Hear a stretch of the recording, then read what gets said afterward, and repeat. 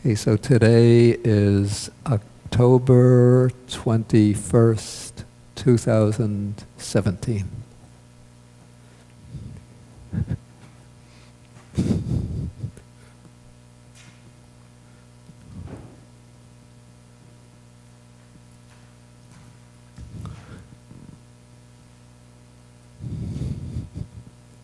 Okay, so we begin with the homage to the Buddha.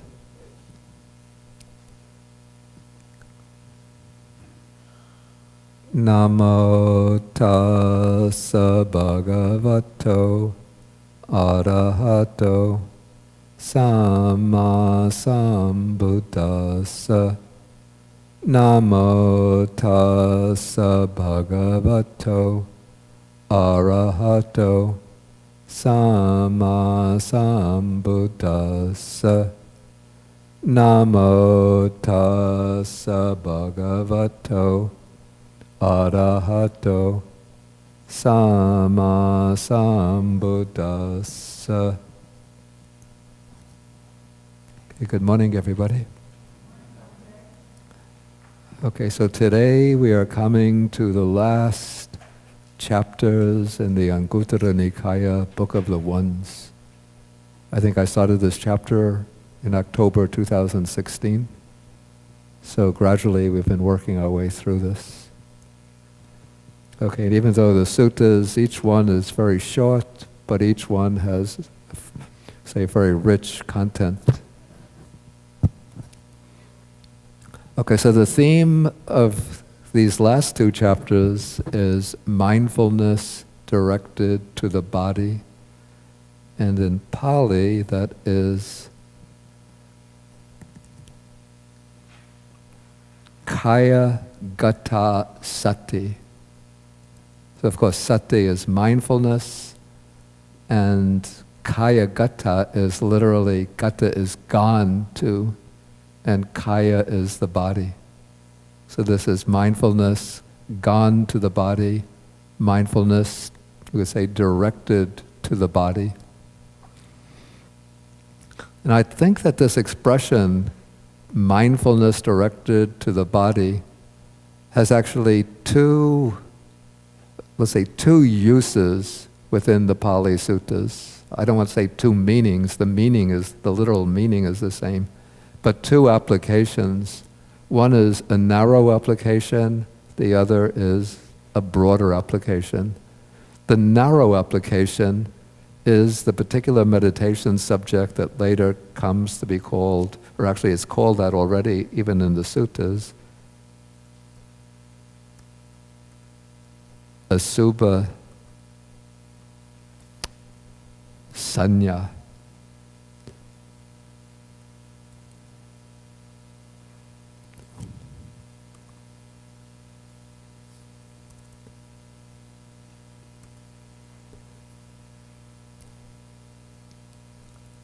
Actually, I lost my diacritical marks again. Okay, but I'm not going to lose time over them.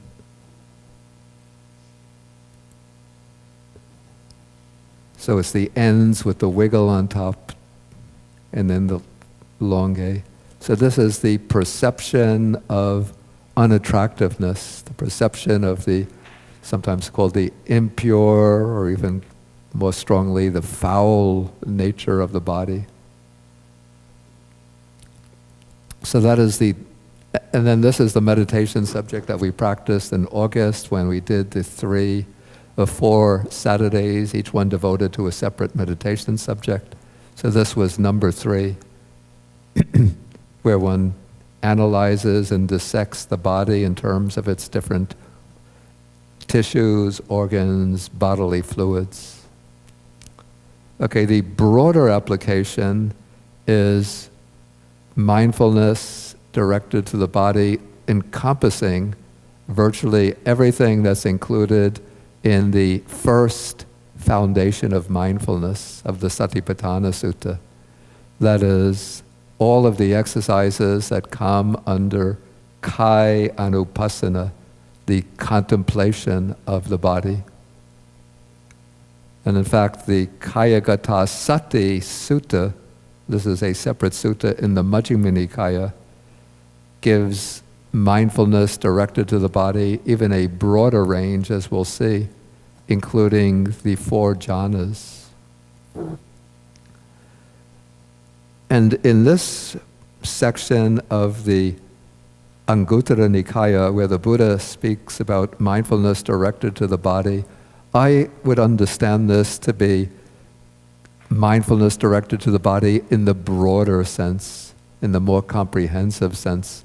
Otherwise, I don't see how so much praise could be lavished on mindfulness of the body if it was just understood in the narrower sense of contemplation of the unattractive nature of the body.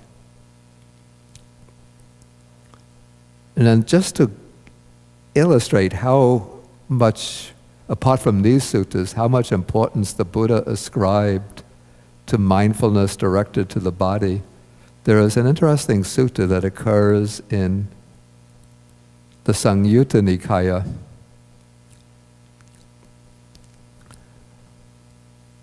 It is a sutta in which the Venerable Mahakassapa, who is one of the foremost disciples of the Buddha and the one who actually carried on the Buddha's legacy after his passing away, where Mahakassapa relates the story of his first encounter with the Buddha.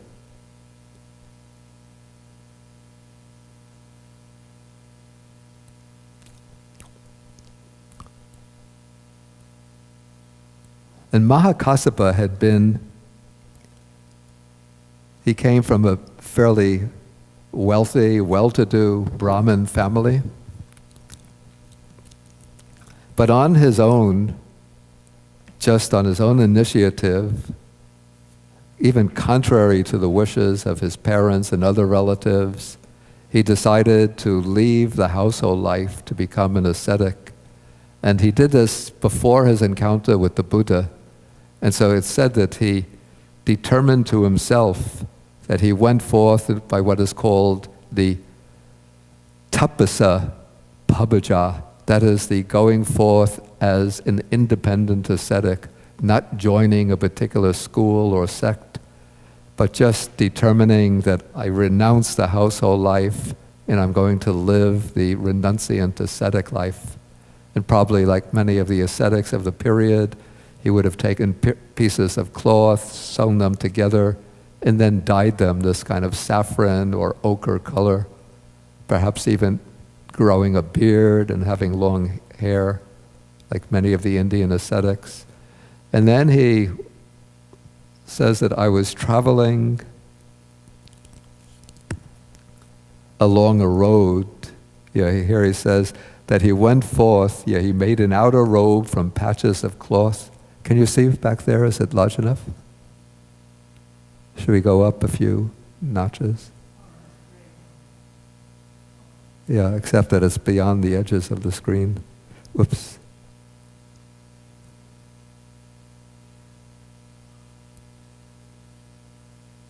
Okay, I'll just have to move the cursor.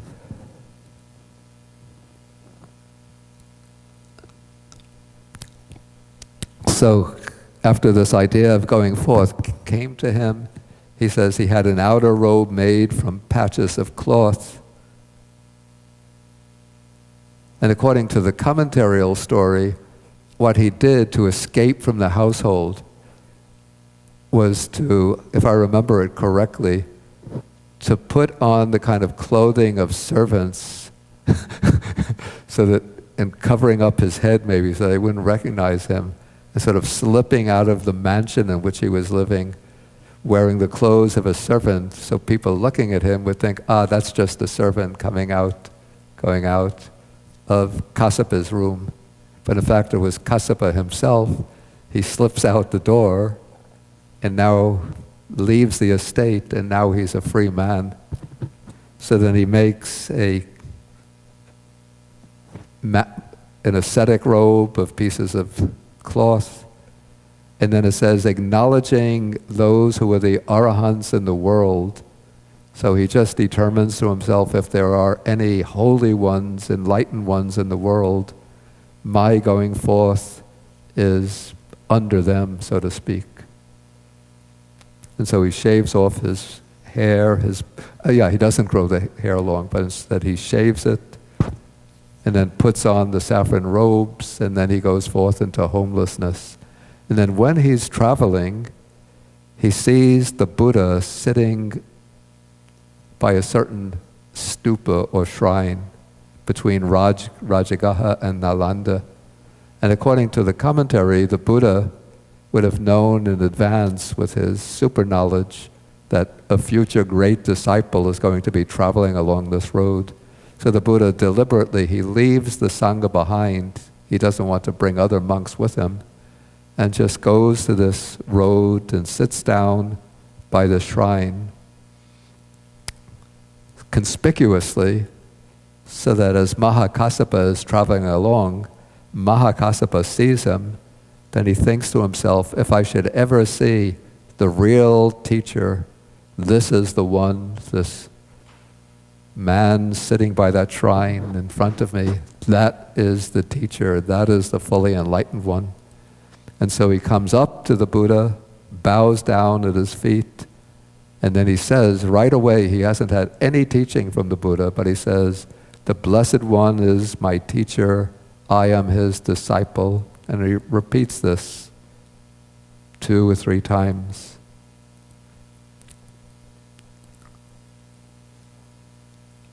Okay, then the Buddha accepts him as a disciple and gives him, I think it was 4 pieces of advice. But one of these pieces of advice is, you should train yourself thus. I will never relinquish mindfulness directed to the body associated with joy. That is how you should train yourself. So these are the first instructions that the Buddha is giving to Mahakassapa. The others are not concerned with meditation itself. That is, that Mahakassapa should be respectful to the other members of the monastic community, whether they're elders, newly ordained, or those in the middle. Whenever he is listening to any Dhamma teaching, he should listen carefully and attentively. And then the third advice is that never to relinquish mindfulness directed to the body. And so Mahakassapa practiced in that way. He says, I practiced in that way. And then he says that for 7 days, I ate the country's alms food as a debtor. What this means, I think I explained this earlier, but I'll repeat it, that according to sort of the underlying principle of the monastic life, like monastics don't work at jobs for their living, but they receive all of the offerings, that all of the materials that they need for their subsistence, they receive as offerings from lay people. They receive material for the robes, the alms food, the shelter, a dwelling place, and in times of sickness, medicine, and other supports. But it might seem we're living a life of ease, a life of luxury, we're parasites on the population. But according to the Buddha, when we're using all of these requisites, sort of the underlying premise is that I am completely purified of all defilements, that I've aroused true knowledge, liberating knowledge, and eradicated ignorance. So that is the sort of underlying, one of the clauses within the implicit clauses within the contract. Well, what do? I mean, I'm not fully purified. I have a lot of ignorance, still a lot of defilements, a lot of faults, but I'm receiving these offerings. And so the premise is we're receiving them as that's our debt. And the way we repay the debt is by attaining that final liberating knowledge. Then when we do that, then the slate of debts is cleared. And then we use the alms food and the other offerings as being truly entitled to those offerings. Okay, so Mahakassapa says, for 7 days I ate the country's alms food as a debtor. And then on the 8th day, the anya, that's the final knowledge, the complete or liberating knowledge, arose. Okay, so that's Mahakassapa's story, and I just referred to the story because it illustrates the way the Buddha, giving pieces of advice to the monk who's going to become, we would say, virtually his successor as head of the Sangha. The advice he gives him is continually practice mindfulness directed to the body. Okay, so what is this mindfulness directed to the body in the broad sense? Okay, let us see. Using this Kaya-gata Sati Sutta as our template, let's see what it involves. Okay, first here,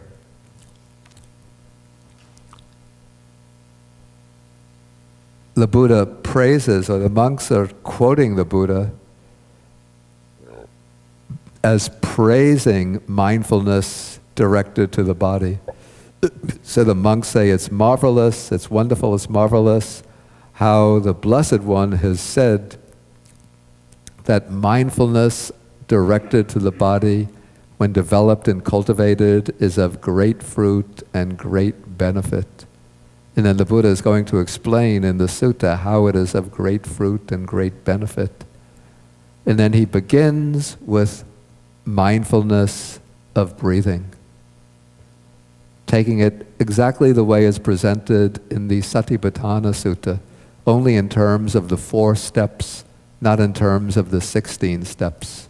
Because when you get mindfulness of breathing in 16 steps, then only the first 4 steps actually apply to the body.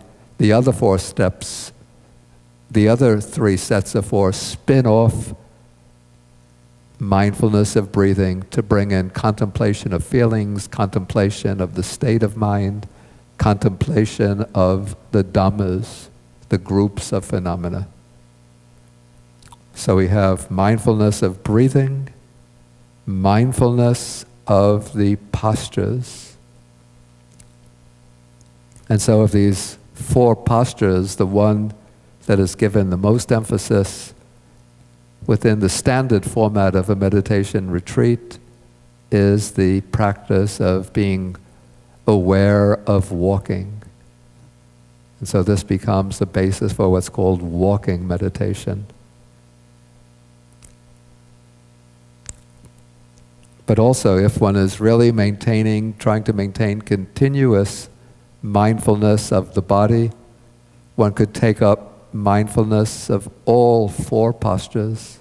And especially what I just found actually doing this retreat last week with Bhikkhu Kayen, who came from Malaysia, what I found for the first time actually very, very useful, very helpful, is the standing meditation. And the way Venerable Kayen explains this, he integrates actually both the walking meditation and the standing meditation with the investigation of the 4 elements.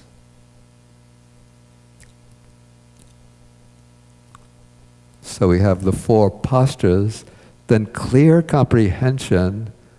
I would say that this is not so much a separate meditation exercise, but rather a way to maintain the continuity of mindfulness and understanding in the midst of the various small activities, minor activities that one engages in the course of the day. So when one is, say, on a meditation course, meditation retreat, one will apply clear comprehension. Okay, when one comes up from one's seat, say one has to get up to go for the meal, so one will be mindful and with clear comprehension when walking from the meditation hall to the dining hall. When there's a need to look around, one is mindful with clear comprehension when looking around, looking straight ahead. When eating, extremely important, because if one doesn't use mindfulness and clear comprehension, you might have this very powerful concentration, what seems to be powerful mindfulness when you're sitting, you're walking, then you take your food, you take the bowl, put out the bowl, scoop the food into the bowl, the plates, bring it to the table mindfully with clear comprehension. One sits down, then one smells the food, mindful when smelling, very delicious smell. Then one takes a scoop of the food, puts it in the mouth. Wow, what fantastic food. And mindfulness is gone. And then you're trying this. Oh, I have to try a bit of this, a bit of that. They just brought out the dessert. They didn't serve me. Let me get up a little bit dessert. Wow. I love this. Fantastic. Then one finishes the meal, and then one thinks, now I'm really sleepy, I ate too much. Then one lies down, takes a nap, gets up when the bell rings again, 1:45, and then the mind is completely scattered. Okay, but if one maintains the mindfulness and clear comprehension when eating, drinking, chewing, tasting, okay, then when one lies down after the meal to rest, one can lie down mindfully. Then one gets up again mindfully and goes back to the meditation hall, and then the concentration will resume again. One doesn't have to struggle to bring it back. Also, this is extremely important when talking to maintain clear comprehension. Because if one loses clear comprehension when one is talking, then one will just start chatting, speaking on and on, different topics, whatever comes into one's mind, and then the mind gets scattered by too much talking. Okay, then we come to the specific mindfulness directed to the body in the narrow sense, the meditation on the foulness or unattractive nature of the body. And then we come to the 4 elements meditation, which I found to be very, very powerful meditation subject. And this meditation subject can be used, it's said, both for, according to theory, both for calm or samatha and for insight, for vipassana. I say according to theory because it seems that in virtually all the explanations that I've heard and I've done myself, it's a vehicle, a practice within the vehicle of insight. And this passage here gives the very compressed or very concise explanation of the mindfulness or the meditation on the 4 elements. But there are actually at least 2 ways to develop this meditation. This is the concise or compressed way. The other way is the more extended way. The more extended way is to investigate the body in terms of its constituents and assigning those constituents to the element that is dominant or predominant within those constituents.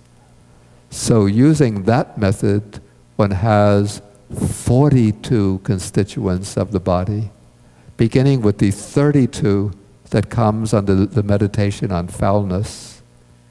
And we put in here heart, liver, diaphragm, feces, then the brain is added. So then we have 20 parts that represent the earth element.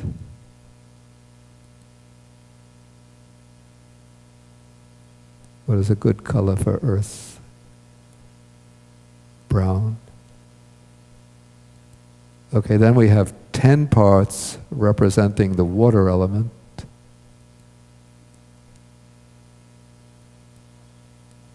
That would be a light blue.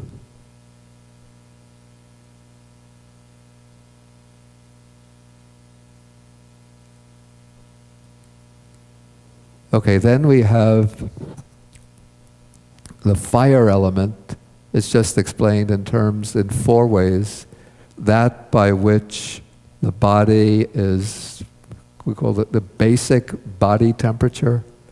The fire element as the heat responsible, the heat of the basic body temperature. Then the fire element when it flares up, when one gets a fever and one feels a burning of the body.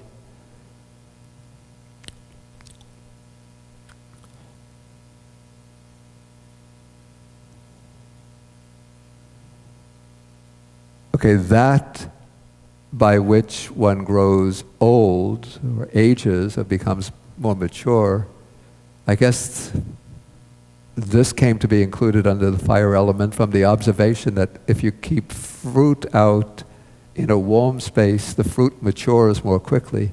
Whereas if you keep the fruit cold, then it retains its freshness longer.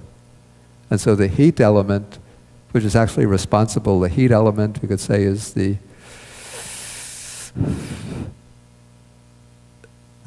maybe the work of that particular, is it a hormone, not a hormone, or enzymes that are responsible for the aging of the body. That is seen as the work of the heat element. And then also the heat element is seen as that which is responsible for digestion. Because digestion is actually a process of oxidization of the food. And oxidization is a kind of slow burning. The oxidization of metals is the interaction between oxygen and the metal, so it's a kind of burning. Okay, then there are 6 constituents of the air element, which are the winds in the body that go down, the winds that go up, the winds that go through the limbs, the winds in the stomach, the winds in the intestines, and then in and out breathing. So those are 6 aspects of the air element. So that is so you have these 32 parts plus 4 aspects of the fire element, 6 aspects of the air element. So altogether 44 aspects for doing the meditation on the elements. So that is the slow way for those with, it said, for those with weak faculties and with whose faculty of wisdom or capacity for wisdom is sluggish. But for those with sharper wisdom, sharper faculties and stronger capacity for wisdom, we have the compressed or concise method of doing the meditation on the elements. You know, I would have to say, or at least from my experience, that this compressed meditation on the elements is very difficult to do just as a daily practice, unless one has built up momentum, previous momentum, through doing this meditation over an extended period on a retreat. Because it requires very, very subtle use of the mind. Were you going to say something, Dina? Oh, I see. You put your pen up. I see. Oh, no, I got 40. I don't know where the other 2 are. In the 44 parts. 44? I said 44. Oh, well, I still only get 40. 20, 10, 4, 6. I'm just curious what I missed. Oh, did I say 44? You just said 44. Oh, no, that's my mistake. It's 42. Yeah. Okay, my mistake. I'm still missing 2. I don't understand what happened. 20 earth, 10 water, 4 fire, 6 air. No, I think it's 20 earth, 12, there are 12 under the water. Yeah. Okay, thank you. Maybe I said 10, not counting that, not counting properly. Okay, in doing the compressed meditation on the elements,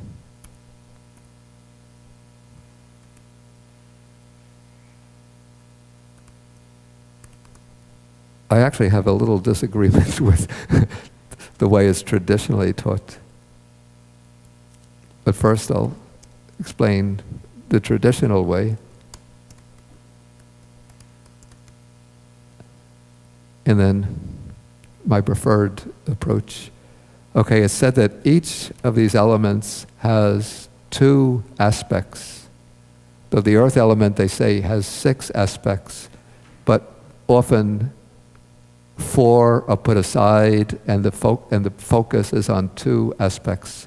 So the 2 aspects are hardness and softness, because hardness is taken to be the distinctive aspect of the earth element, and when there is a kind of lower degree of the earth element, then the matter manifests as softness. So hardness and softness are a kind of spectrum along which the earth element is situated. Then the water element, and this will be perhaps a bit strange to some people, it's said to have the distinctive property or characteristic of cohesion. So why does the water element have the property of cohesion? Has anybody? Exactly, yeah, it binds. Has anybody ever made, in India they call it chapati, or even if you've ever baked bread, what do you do to bake bread? You put out flour, right? Then to get if you take the flour and then you just squeeze it this way, squeeze it that way, and then you try to lift it up to put it in the oven, what happens? Falls apart, right? So to get those particles of flour to bind, you sprinkle water, and then you knead it, add more water, till you get the right amount of water, and everything binds together. And so that water element is what the water that you're adding to the flour, somehow it contributes some cohesive force to the particles of flour, so they bind together. So maybe at the micro level, the water element corresponds to a particular subatomic particle, which the physicists, do we have any nuclear, where is, Theo is not a nuclear physicist. I don't see him today.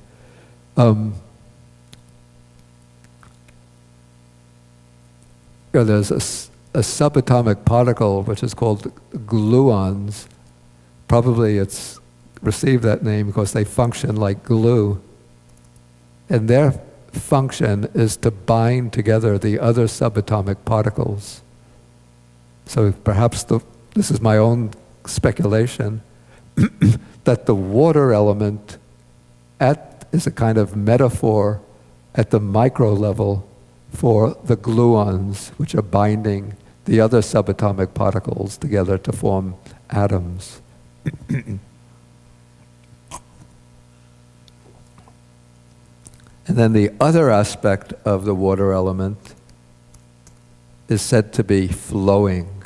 And this, of course, is more obvious as a feature of the water element.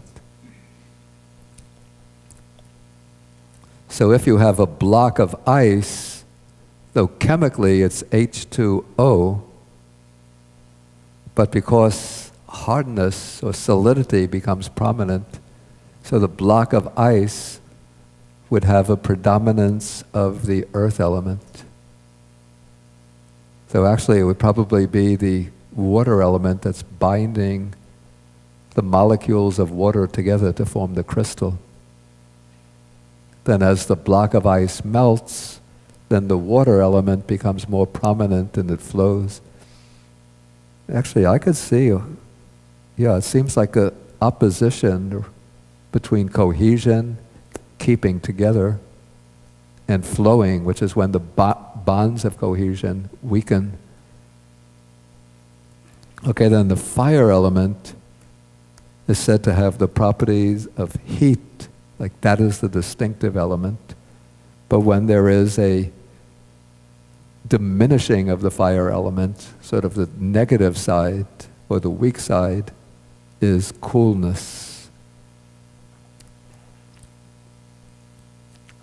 Then the air element has the property of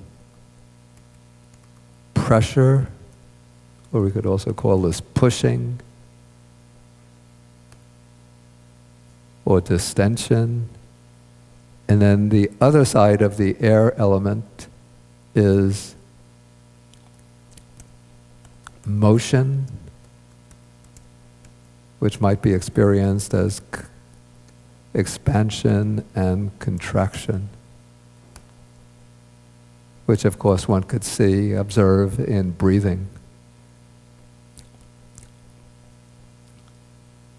Okay, so to do the meditation on the earth element, the way one proceeds, first, like the way Venerable Kaiyin did this, and the way most other teachers do it, is one doesn't begin directly by focusing on the elements when one comes into a retreat situation, because one once has to sharpen the faculty of concentration. So one will begin with something that just narrows down the beam of attention. And of course, the most effective for that is the mindfulness of breathing. And so, depending on the style of teaching of the teacher, Kaiyin really just did like 1.5 days, because it was a week retreat, 1.5 days of mindfulness of breathing.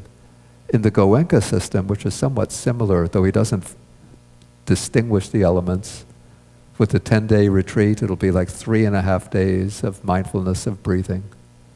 But the longer the period of the retreat, the longer can be the period of mindfulness of breathing, and that will mean stronger or sharper concentration.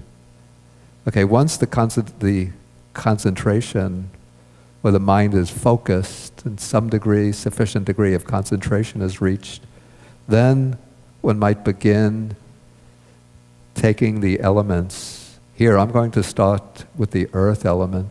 So one will start experiencing a searching in the body for whatever sensations one could pick up of hardness. And if one doesn't get immediate sensations when one is just sitting, quietly doing nothing, one could click the teeth together to get the sense of hardness in the teeth. Or one could scratch the fingernails to get a sense of hardness in the fingernails, or push on bony areas to feel the hardness of the bones. And then one starts searching through the body wherever one could pick up these sensations of hardness. And then as the mind becomes more refined, then one could start scanning the body and pick up sensation of hardness throughout the body, till as one is doing this repeatedly, day after day, one can scan the body and pick up, even from the top of the head, scanning right through, down to the feet, the sensation of hardness, which one is picking up at subtler levels till it becomes almost like the micro level, like little, almost like molecules of hardness, molecular level or cellular level, picking up the sensation of hardness.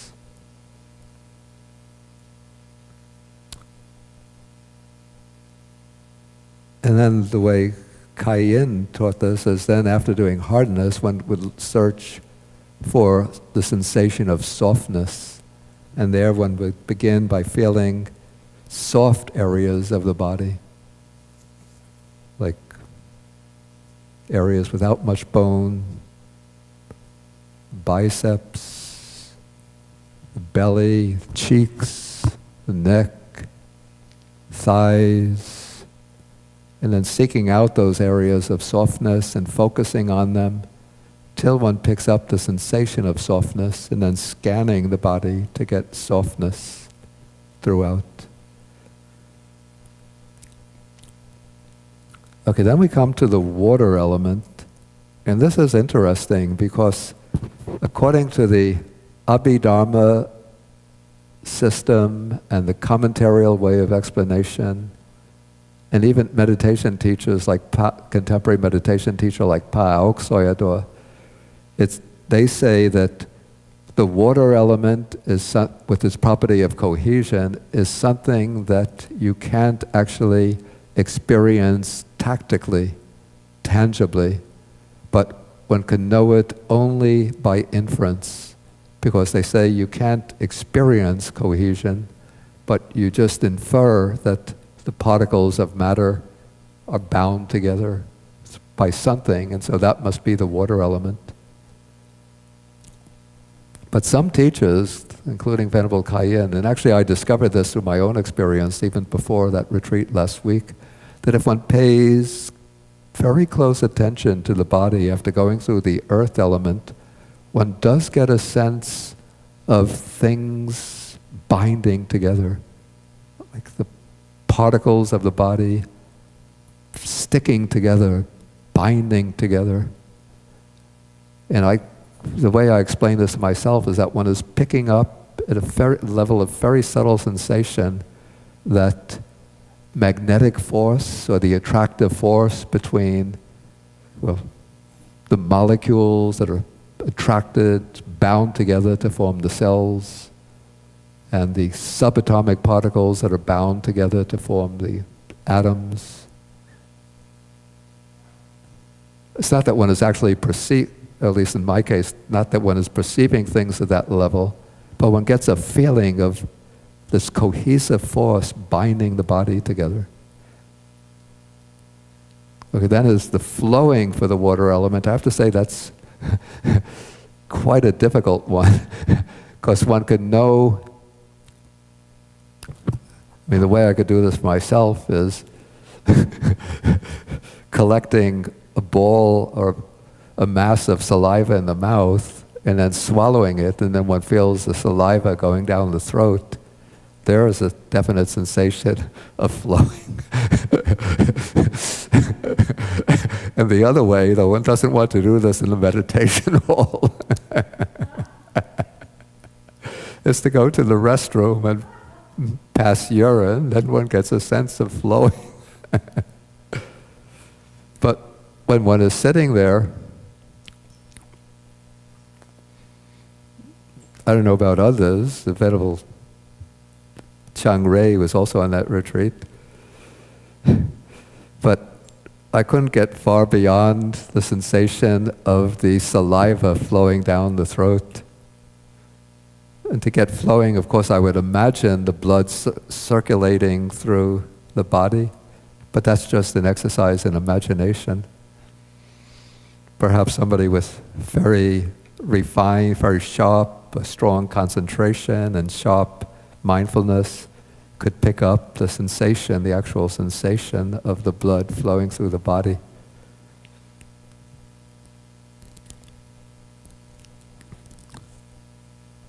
Okay, then the fire element, which is relatively, put in quotation marks, easy compared to the others, is to pick up the sensation of heat in the body.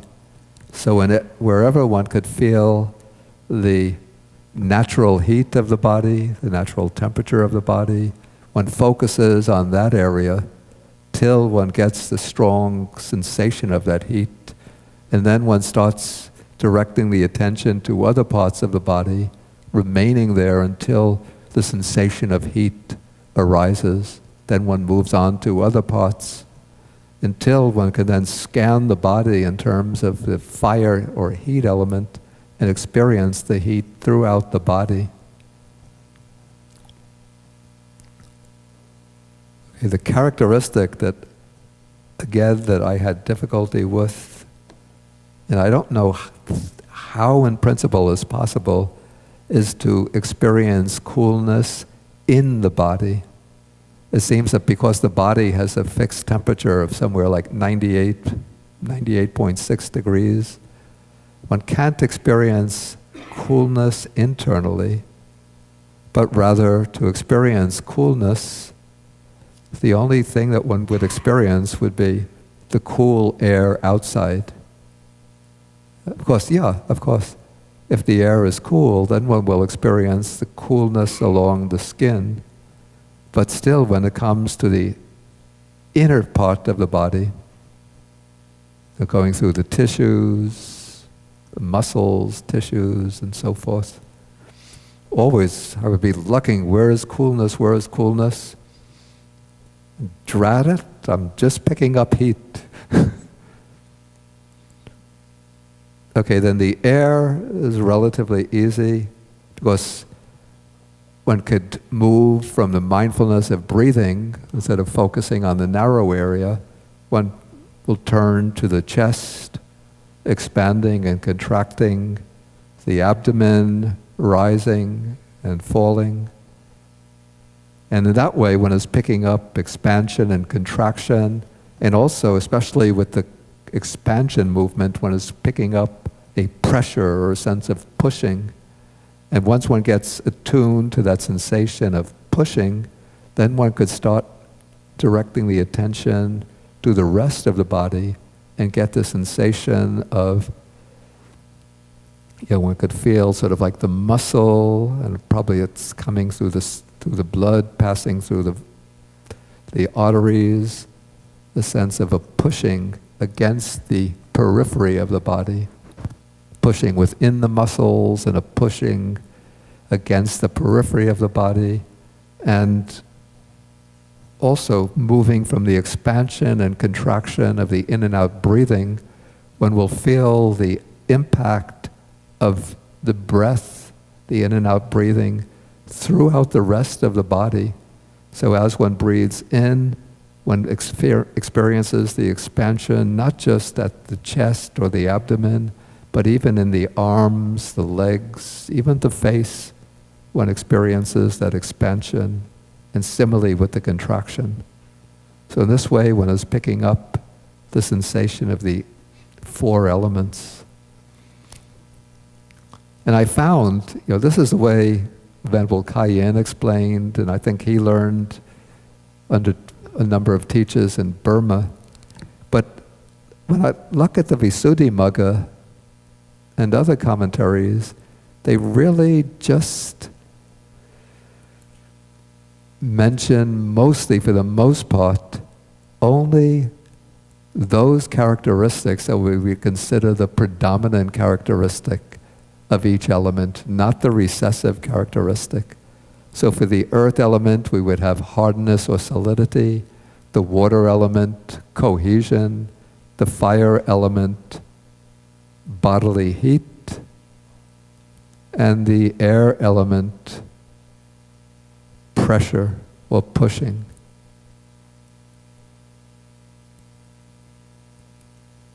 And so that, I think, would be an adequate and sufficient way of practicing the meditation on the four elements.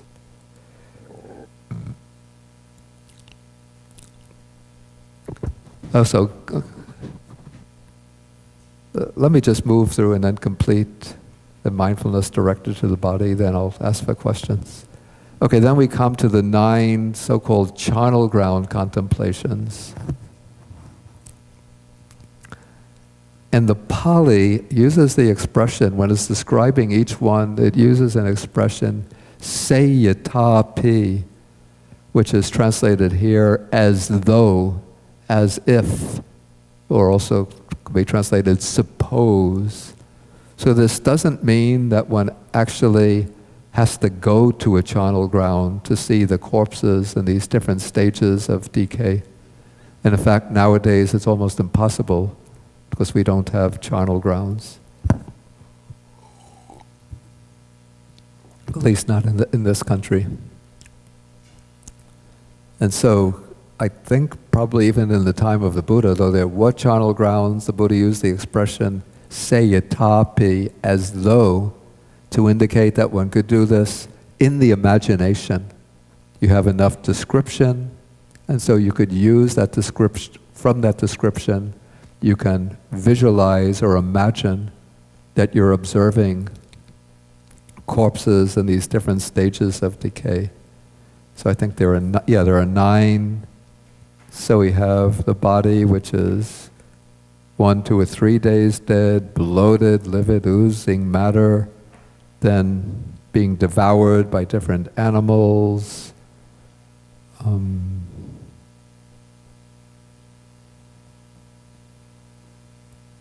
and then being reduced to a skeleton with flesh and blood and so on, down until there is nothing but the bones scattered in different directions, and then even those bones, imagining even those bones decaying, turning just into dust. And in each case, one reflects, one compares one's own body with that body, and one reflects, this body too is of the same nature. It will be like that. It is not exempt from that fate. Okay, so all of these practices are included in the contemplation of the body section of the Satipatthana Sutta as well. But now in this sutta on mindfulness directed to the body, this is interesting. The sutta adds the formulas for the 4 jhanas, each with its corresponding simile.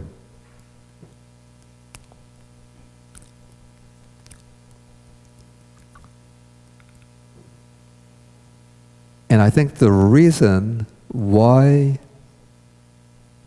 the sutta includes the 4 jhanas under mindfulness directed to the body is because of the passage, and there's a corresponding passage in the case of each jhana, different but corresponding. It's too dark.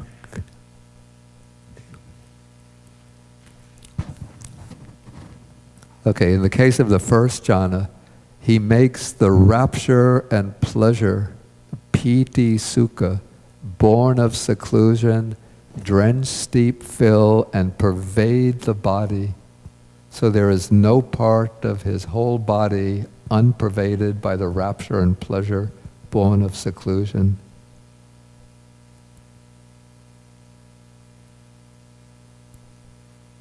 Okay, then for the second jhana, the same thing is said about,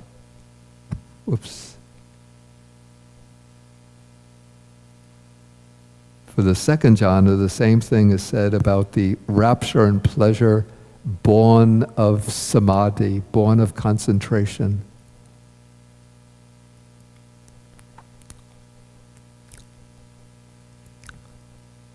In the case of the third jhana, one takes the pleasure. Now rapture has vanished when entering the third jhana. And so there is this pleasure or bliss, which is now free of that downward pull of rapture, which has some element of excitement or exhilaration. But now there's this very pure, peaceful pleasure. So one makes that drench, steep, fill, and pervade this body.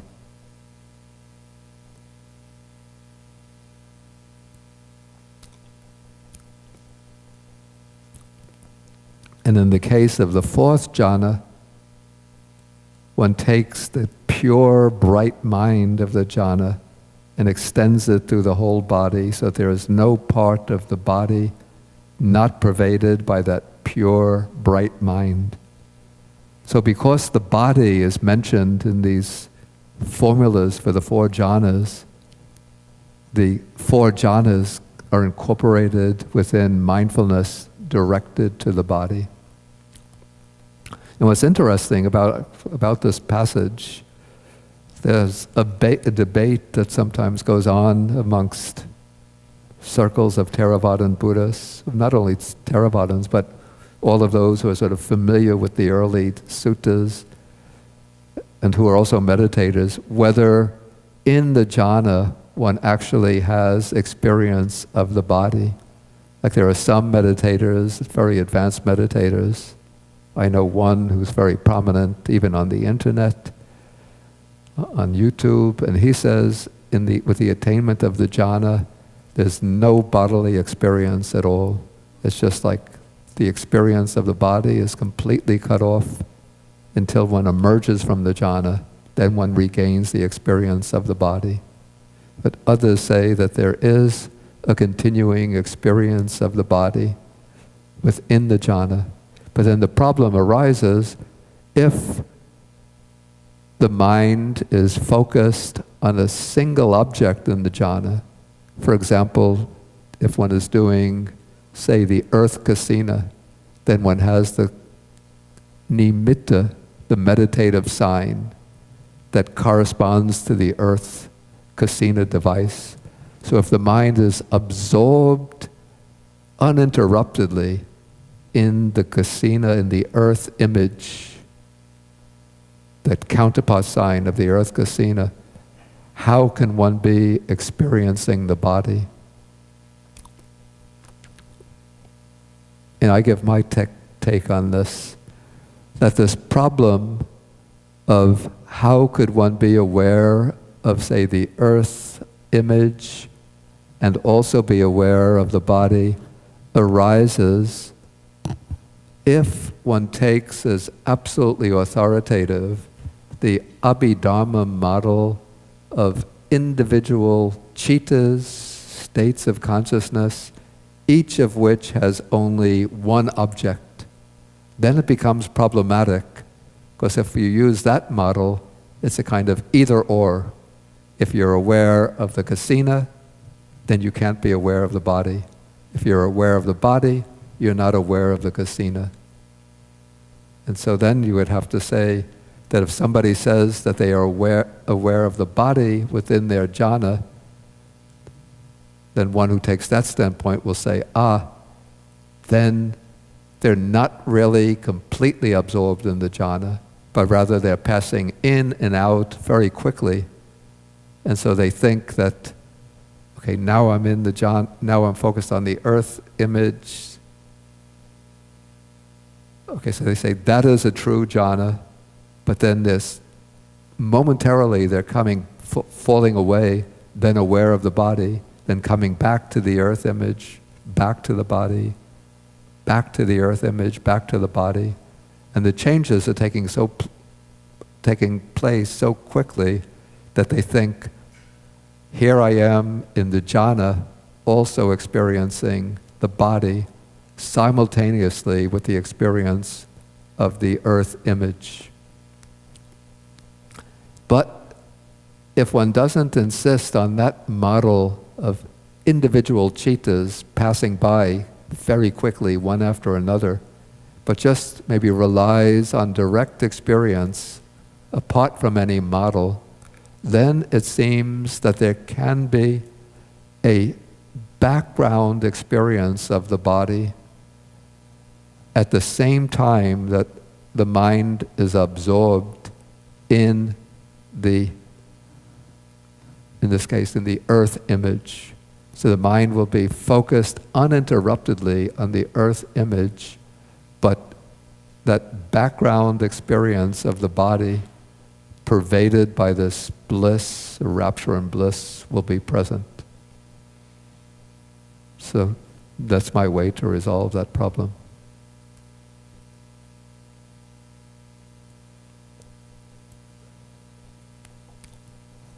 Okay, so now we've gone through the fuller interpretation of mindfulness directed to the body. And before we come back to the suttas, I'll ask whether there's any questions at this point. Okay, Dina, do you have the microphone, the other microphone? I don't have a microphone, but I'm loud. Okay, you speak loudly and I'll repeat the question. Okay. When the Buddha was giving his advice, and this puzzled me, he said, be mindful, but be mindful of the body associated with joy. Yeah, And that is interesting to me, right. because so much of the stuff that you're focusing on doesn't have much to do with joy. Yeah, So can you please bring that together for me? yeah.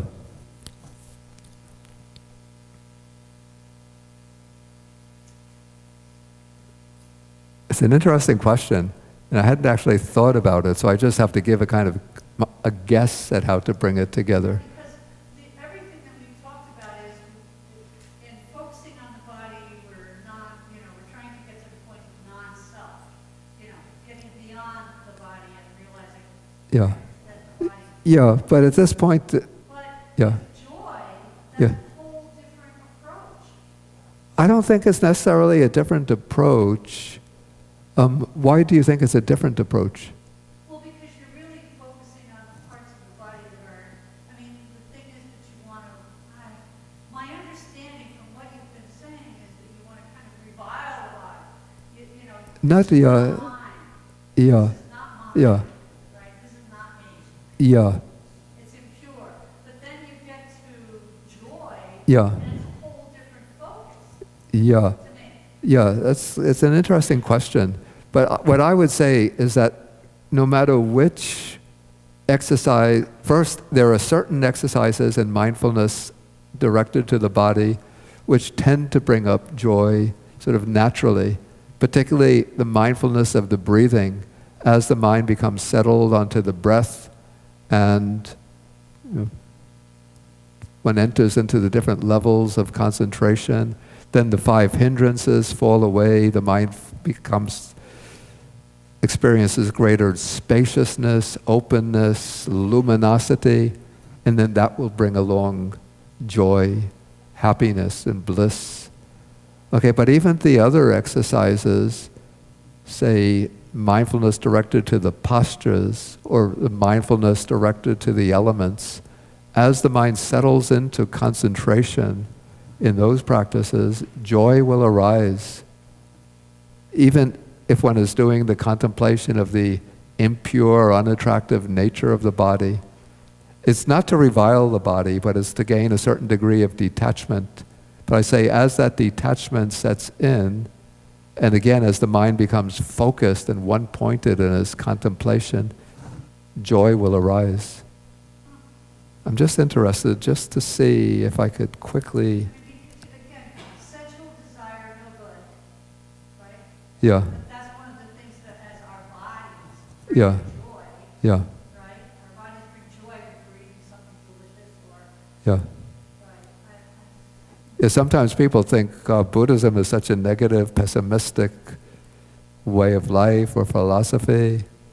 But actually these practices, even in my experience, even the meditation on the 32 parts of the body, when the mind is really able to observe them clearly and become well focused on them, it brings joy.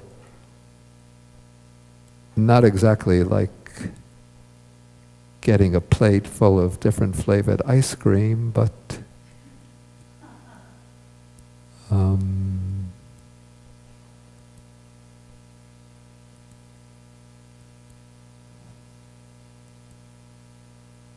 let's just see if the commentary says anything apart from a routine explanation.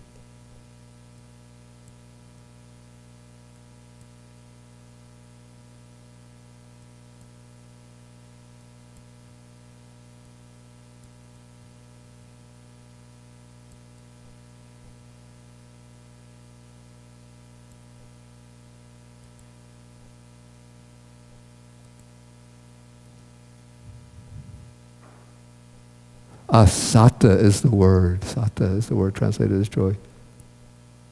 Okay, this is what the commentary says. So it says, in the asubha, that is the meditation on the impure nature of the body, and in mindfulness of breathing,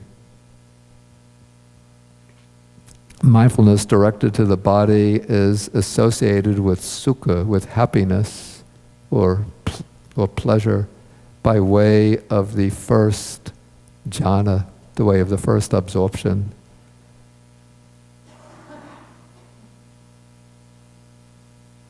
That's all it says.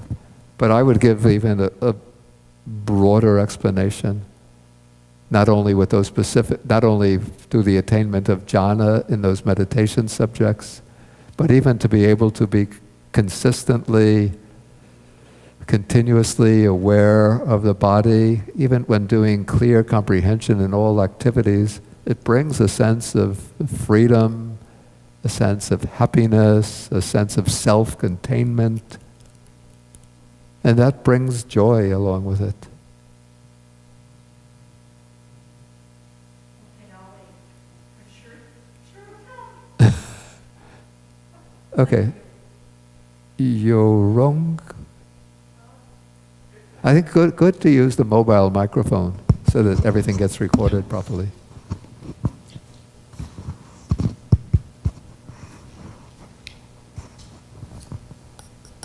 Is my understanding correct that the mindfulness of body is not only a practice for concentration, but also a practice for insight? Yeah, within the mindfulness directed to the body, there are some exercises that, let's say some exercises that can be used both for samadhi and for insight. Others, I would say, the aspect of insight is prominent, but also they can contribute to concentration. We'll just take a quick look through them.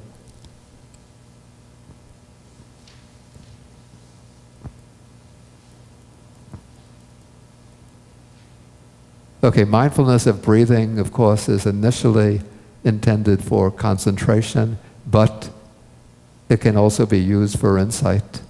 And so we have in the 16 aspects of mindfulness of the breathing, I would say the first 3 sets of 4 emphasize the concentration aspect. The last tetrad, the last set of 4, certainly it's entirely insight. The 4 postures, I would say, are predominantly for insight, but they can also contribute, if one is intent on developing concentration, one would still have to maintain mindfulness of the postures when engaging in various activities. And the way, just to take an example, the way the walking meditation will contribute to insight, actually initially, I would say, when one is doing the walking meditation, one would be building up concentration, and one would be doing this just by focusing as simply as possible on each step. So right step, left step, right step, left step, not paying attention to the differences within the step, but just being aware of the step itself as a whole. And so that will be maintaining a certain consistency of attention that will contribute to concentration. But with the walking meditation, one couldn't achieve jhana. Of course, if one goes into jhana, the act of walking has to stop. But the way that one turns the walking meditation into an exercise of concentration is by breaking up each step into phases. So one might start perhaps by using 2 phases, call it the rising of the foot and the falling of the foot. So you lift, that's the rising, putting down, that's the falling.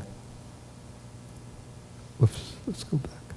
Then one might break it up still more into 3 phases. I used to use words that have P in them. Makes it easy to remember. Picking,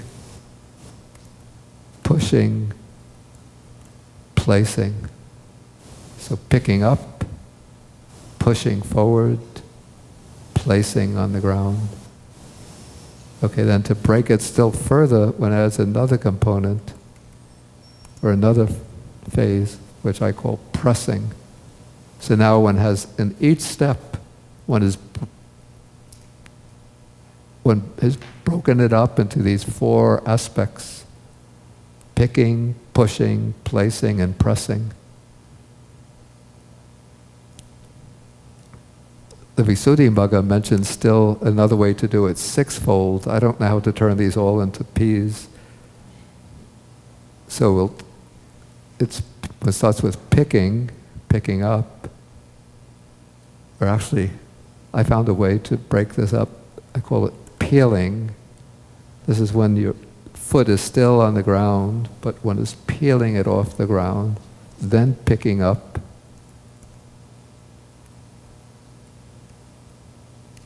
then pushing, bringing it forward, then placing it on the ground,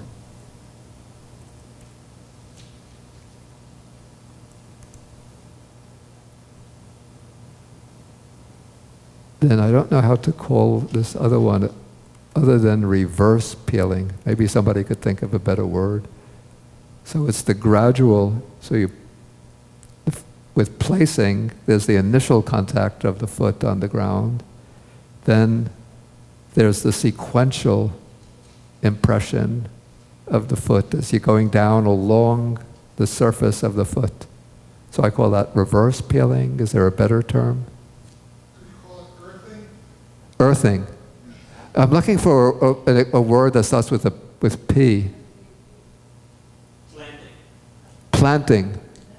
Okay, that's good. Whoops. Planting.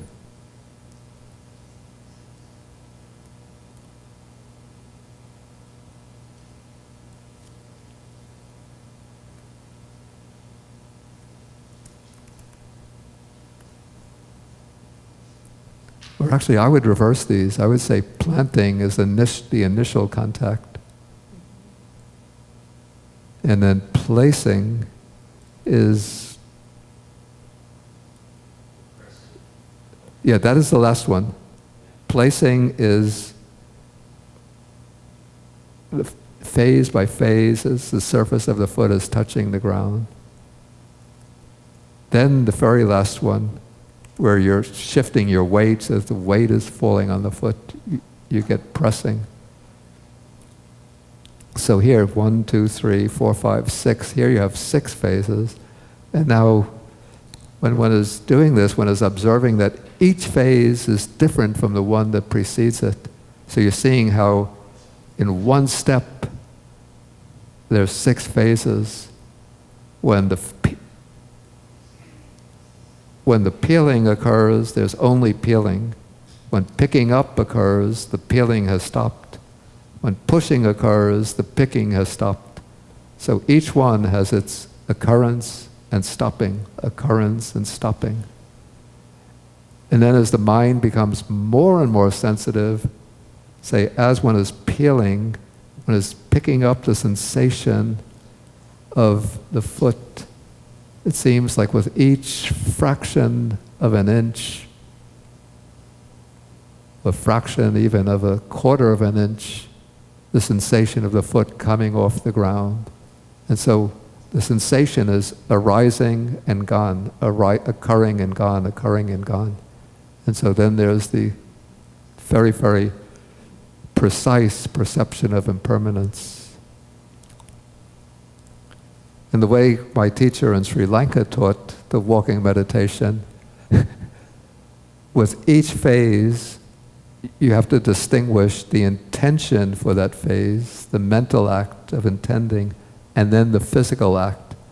So before peeling, you recognize intention to peel, then the act of peeling, the intention to pick up, act of picking, intention to push, act of pushing, intending to plant, act of planting, intending to place, act of placing, intending to press, act of pressing. So then you're getting the alteration of bodily phenomena, mental phenomena, bodily phenomena, mental phenomena. Each occurs and passes, occurs and passes. Anyway, so that's how the walking meditation can be used for insight.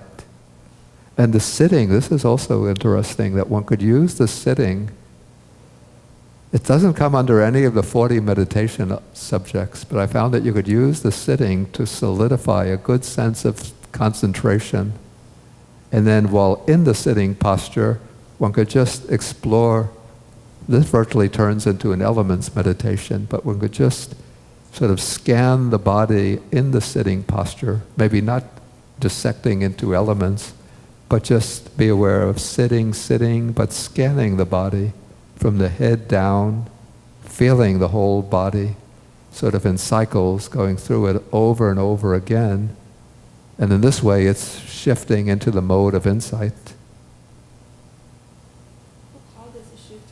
How does it shift to the mode of insight?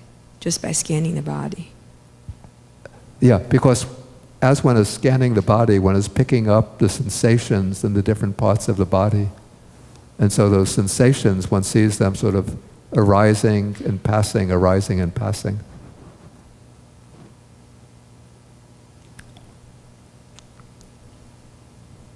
Okay, clear comprehension, the way I say it, it's not directly contributing to either, or it's not a direct meditation object for either concentration or insight, but when it's done with clear comprehension, it maintains the continuity of practice in one's other activities.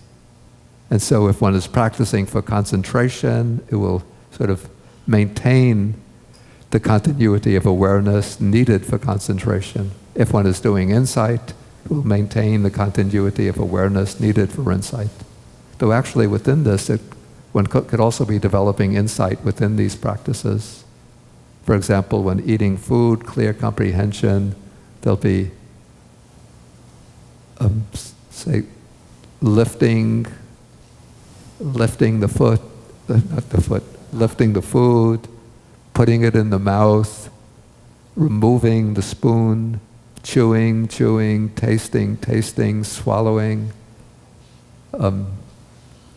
So then one will be noting the different characteristics of the phenomena that are experienced. And so that will be part of the build-up for the arising of insight. The bodily parts, primarily for, according to the commentarial system, primarily for concentration. But if one develops good concentration on the bodily parts, then by shifting the mode of focus to that of the elements, then it will contribute to the insight. Of course, as I said, the four elements, primarily insight. I think the charnel ground contemplation, I'm not so sure how. Yeah, it sort of builds up towards concentration. Though because it involves a fair amount of reflection and observation, it doesn't contribute so directly to a strong samadhi. But it helps us relinquish attachment. Exactly. So that builds up the concentration. Yeah, exactly, by sort of diminishing the attachment. Okay, I think Chris had his hand up. Did you? Okay, we'll take Chris and then Ravi, and then we'll have to break. Thank you, Bhante. In anything I've ever read, the four elements meditation leads to concentration and insight, but it does not necessarily gain liberation through it. Is that correct?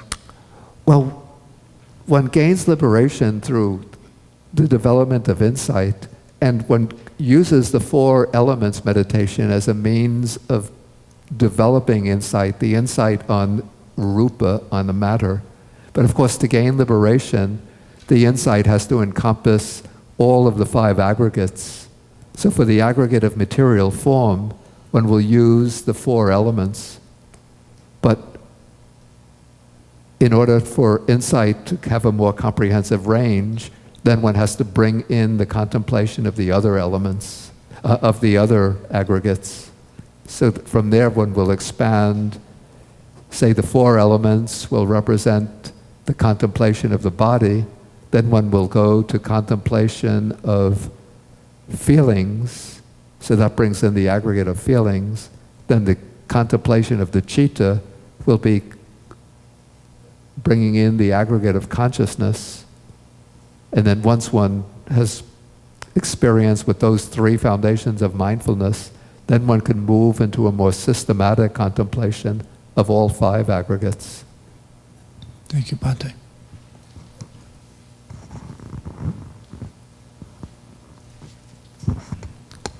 Bhante, it's a layman's question. We don't distinguish here, layman's questions. Yeah, I'm not an expert on the Dhamma, Bhante, but we talk in terms of stream of consciousness. Yeah. Right? Now, the stream of consciousness continues until we attain parinibbana, I understand.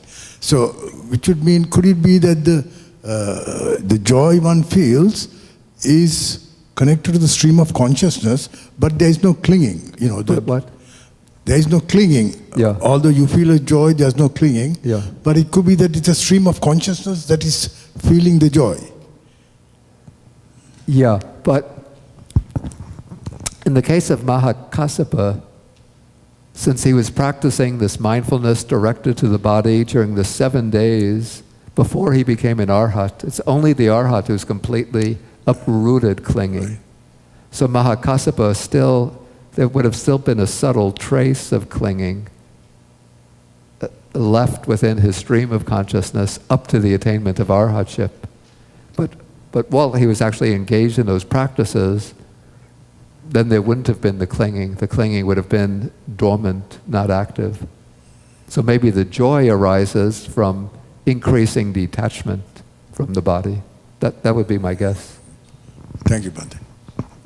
Okay, I think we'll take a break and then come back, since we're up here 12:15, if anybody has questions. And let me just mention 2 things. One is next Saturday, again I have to repeat, we have the BGR, Buddhist Global Relief Walk to Feed the Hungry. So those who are in the greater New York area and can come, please do come and join the walk. Whether you can come or not, please do donate. And I have to say something a little gloomily.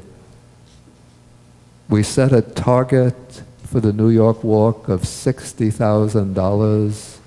The last I looked, which was just about 2 days ago, we were far short of that target. It would be really a big disappointment if we didn't make it. Okay, so that's one announcement. The other announcement, November 4th, so on the BAU's website, a class is listed that day. But because of the Hurricane Harvey hit Houston, and the people in Houston are having the BGR walk on November 4th, so I decided sort of to give some encouragement to them to go to Houston for that walk. So I'll have to tell the office staff here to cross off the class for November 4th. So I will go from October 31st and then get back only on November 6th.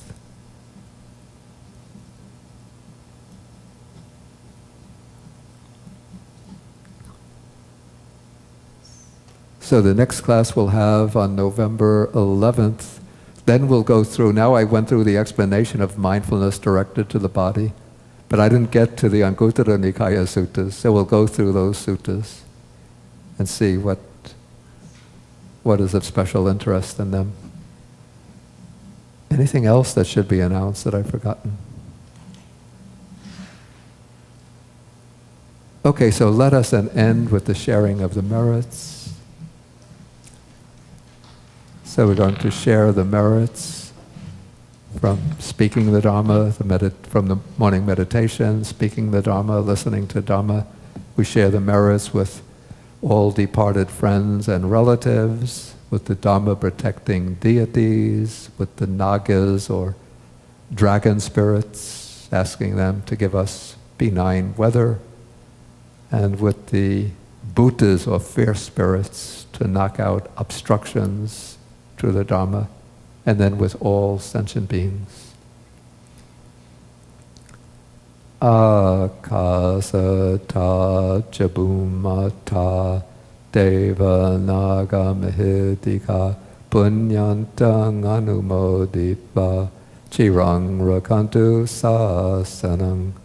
Akasata chabumata Deva naga mahidika punyantang anumoditva chirang rakantu desanang.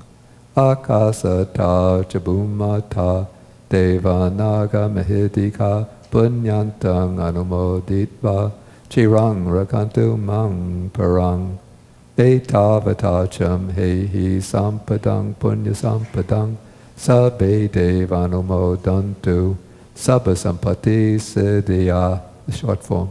Sabbe Bhutanumodantu Sabba Sampati Siddhya Sabbe Sattanumodantu Sabba Sampati Siddhya Bhavagopadaya Avici Hetato Etantare Satakayupapanna Rupya Rupicha Sanya Sanino Dukkha Pamuchantu Pusantu Nibbutting.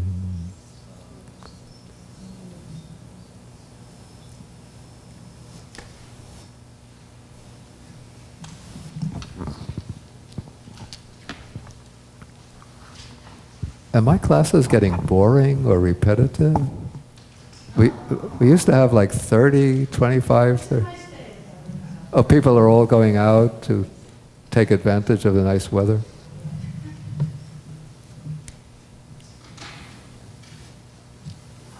But quite a problem. The classes are not getting boring and repetitive. Don't praise. If they are getting boring, tell me to my face. I'm happy to be here, happy to see you.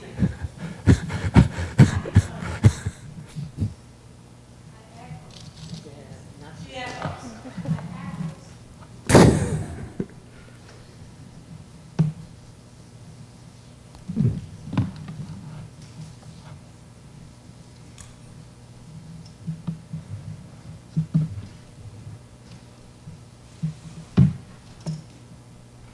Okay, we do 3 half hours. 1 bell. 2. 3. Bhakti